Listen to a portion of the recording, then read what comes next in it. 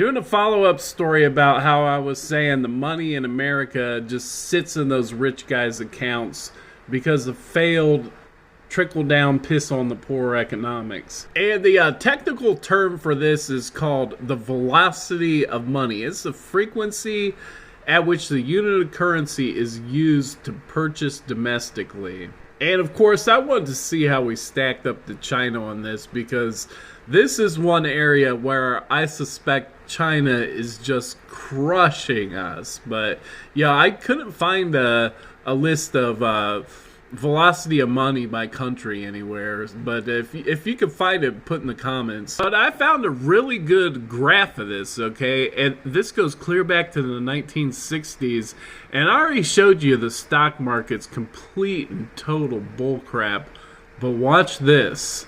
Starting around 2005-6, look at that, we were on a downward decline.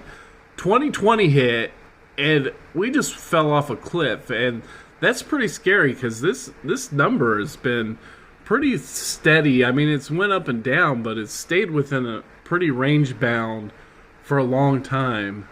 This is actually one of the more scary things I've found recently, but this tells me that all the numbers that we're hearing about, oh, look how much better the jobs are. And one of the dumbest things I've ever heard from Joe Biden, he kicked everyone off of unemployment. I think it was 3 million people. And then a month later, he acted like we were so dumb that we're going to forget. And he was like, oh my gosh, look, the unemployment claims fell down so much. Like, we're doing great. But this graph tells us everything. Like, people are hoarding. They do not feel secure.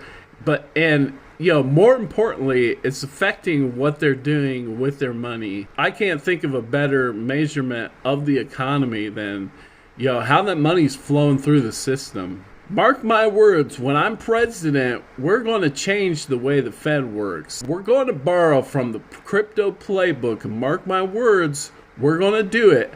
I don't care if I have to order the U.S. military to evacuate Fort Knox, and we'll have a BLM protest and just see what happens with those gold bars. And we'll get it done. We'll make it so that at least some percentage of those printed off dollar bills from the Fed, some of them will be given to the poor, and some of them will make it so that you can borrow at 0% like these rich guys to start a business. How on earth could we think it's okay to have it any other way? OG Contraband for President 2024, Union Army.